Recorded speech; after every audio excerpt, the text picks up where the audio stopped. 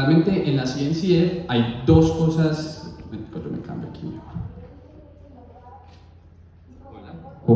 Hola, sí, me voy.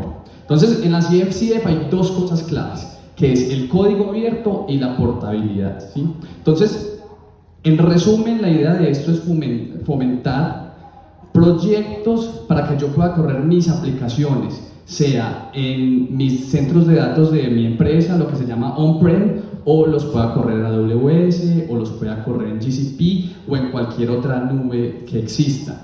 Y que esto yo lo pueda hacer sin ningún cambio en la aplicación, en el código, o con un mínimo de cambios, ¿sí? Lo que esto previene es el vendor lock-in, que significa que yo no me tengo que amarrar a ningún proveedor. Entonces, antes se veía mucho que una empresa, digamos, compraba una suite de Oracle o de IBM, y pues yo ya me tenía que casar con ellos y seguir ahí, y así yo no estuviera contento, me los tenía que aguantar, porque si no, pues estamos hablando de pagar millones de dólares para poder cambiar. Entonces, realmente esto es lo que se quiere evitar con esta fundación. Entonces, venimos. ¿Qué es eso de Cloud Native que tanto hemos hablado?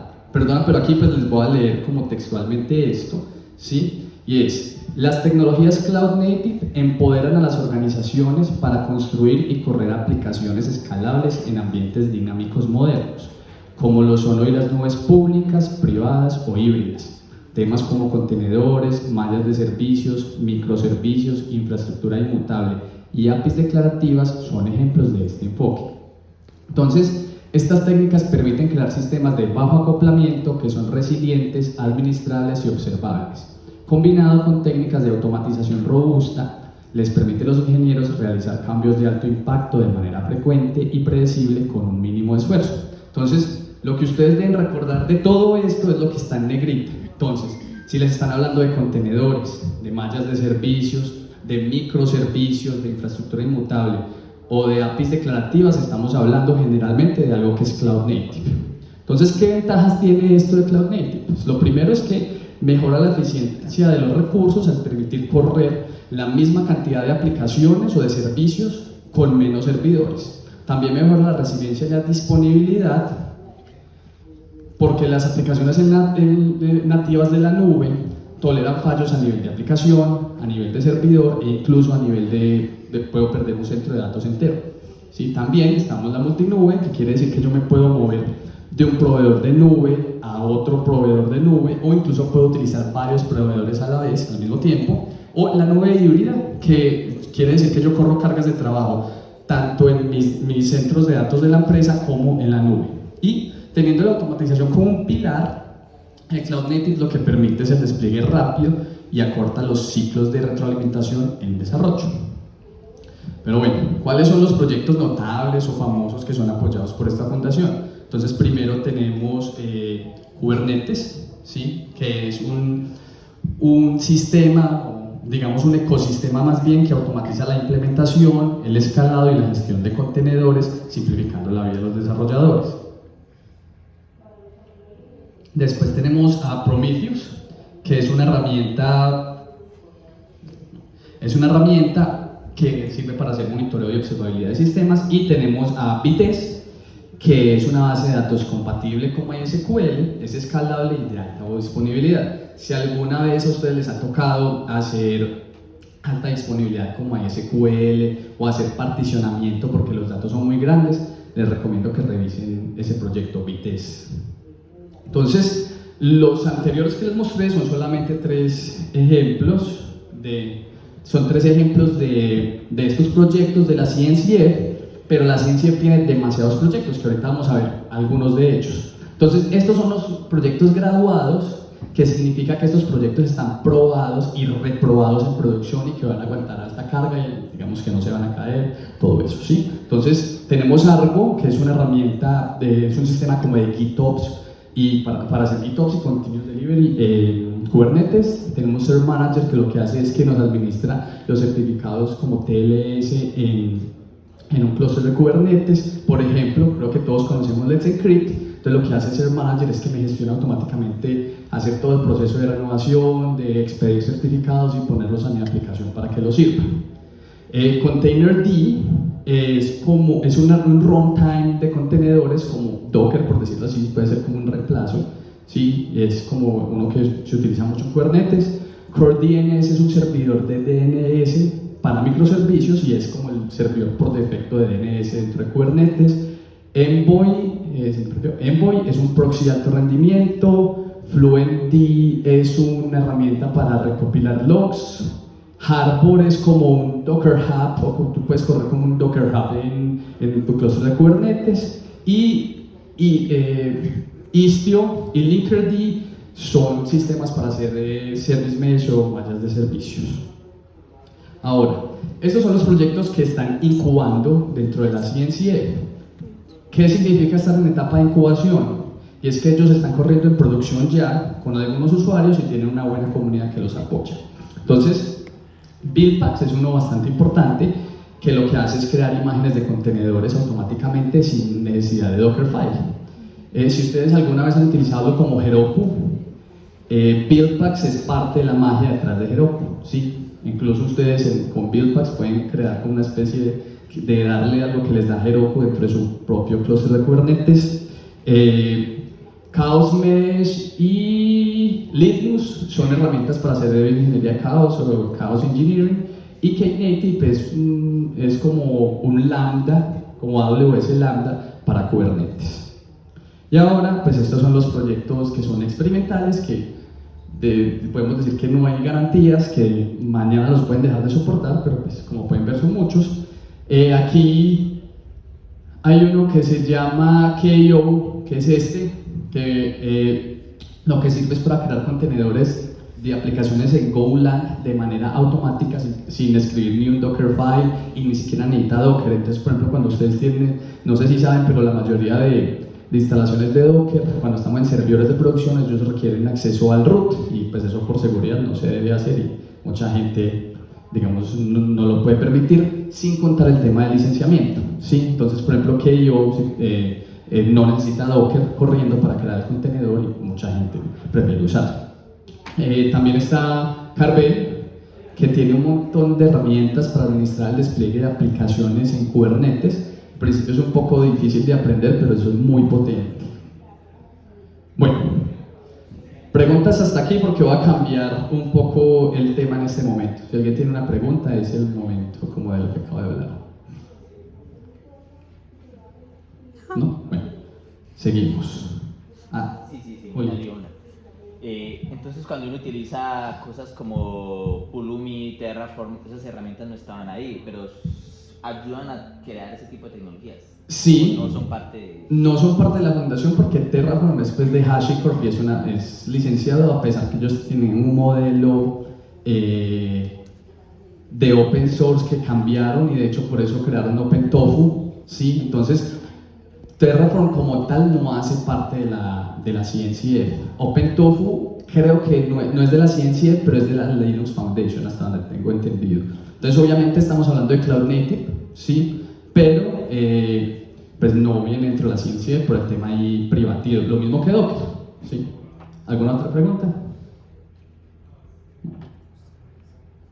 Listo. Entonces, como este es el evento del lanzamiento de Cloud Native Pereira, entonces les cuento que esta comunidad entra a ser parte, pues, de las otras comunidades que pertenecemos a Pereira Tech Talks, ¿sí? Contamos con el apoyo de la Cloud Native Computing Foundation, ¿sí?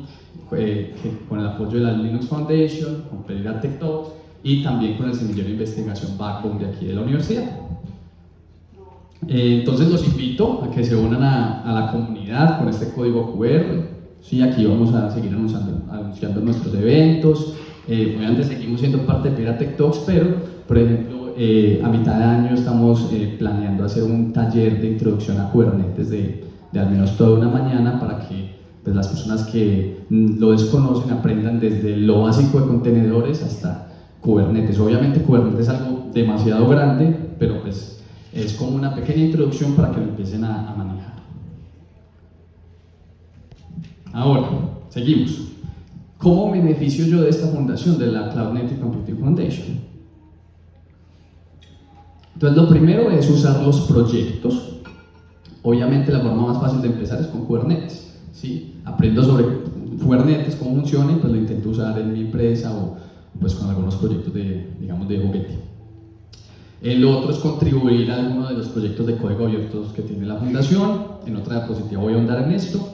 El otro es ir a los eventos organizados o apoyados por la fundación. Hay algunos eventos gratuitos como este y hay otros eventos de pagos como por ejemplo la KubeCon, que es la conferencia de Kubernetes. La subfundación tiene un job board donde puedes encontrar trabajo en tecnologías relacionadas. Puedes hacer una certificación, que estas son de pagos, por ejemplo, administrador de Kubernetes certificado o desarrollador de Kubernetes certificado. Puedes aplicar para una mentoría que normalmente funciona, que en alguno de los proyectos que ya les mencioné, pues que hemos visto, algunos de ellos en la fundación necesitan desarrollar una funcionalidad en específico. Entonces, ellos lo ponen ahí como lo que necesitan y tú aplicas para desarrollar esa funcionalidad. Ellos te asignan uno o más mentores que te van a ayudar, te van a guiar, le puedes hacer preguntas y les dan a resolver dudas, y esto normalmente dura 3 meses. Entonces, las aplicaciones de este año empiezan el 14 de mayo y terminan el 27, y el 30 de julio al 12 de agosto las van a abrir. Ya hubo una que cerró en febrero, y pues como la motivación es que algunos proyectos ofrecen hasta $3,000 de estipendio para hacer esto, ¿sí? Entonces ellos quieren casi siempre como tiempo completo durante esos 3 meses, pero pues no te pagan un salario, porque estás trabajando como una fundación en un proyecto, pero sí te dan $3,000 como para cubrir los gastos o sobrevivir durante ese tiempo, ¿sí? Después sigue el Google Summer of Code, que es muy similar a lo que les acabo de hablar, a una mentoría. Esto va del 24 de marzo, se abrió hace 2 días, hasta el 8 de abril están las aplicaciones abiertas, y dependiendo del proyecto te pueden dar como estipendio entre $750 y $3,000.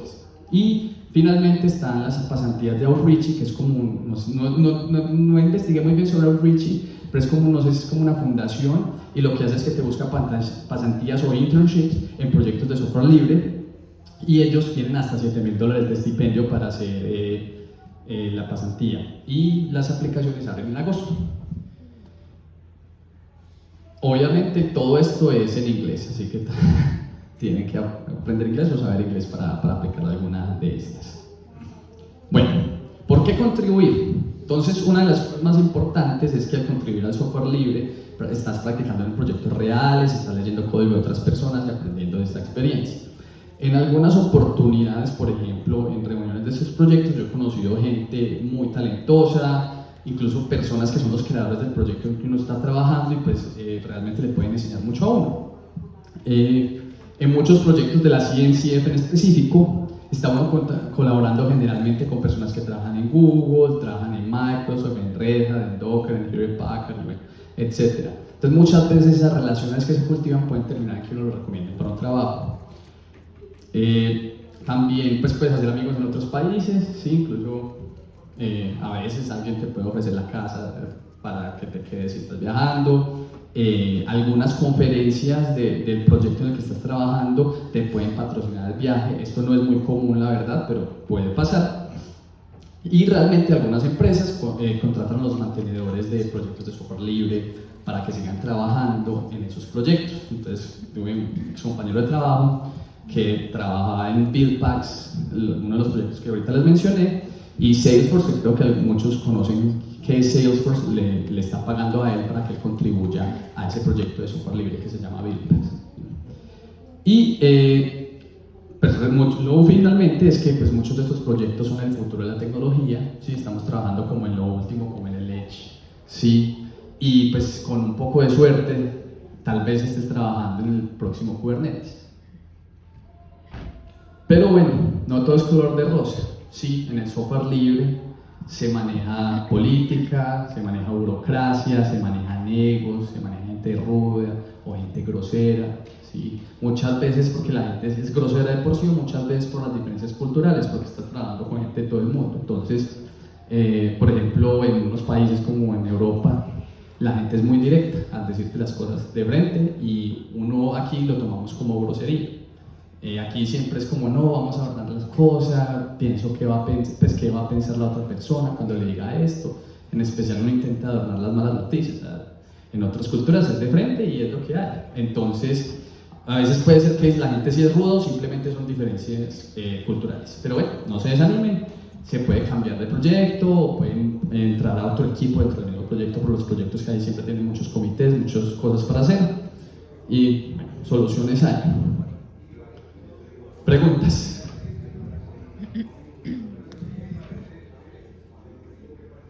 Todo muy claro. Bueno, entonces aquí les dejo el link de la presentación para que si alguno está interesado en revisar, por ejemplo, lo de las pasantías o algo así, ahí está, en la presentación están los links y ahí los puedo pasar.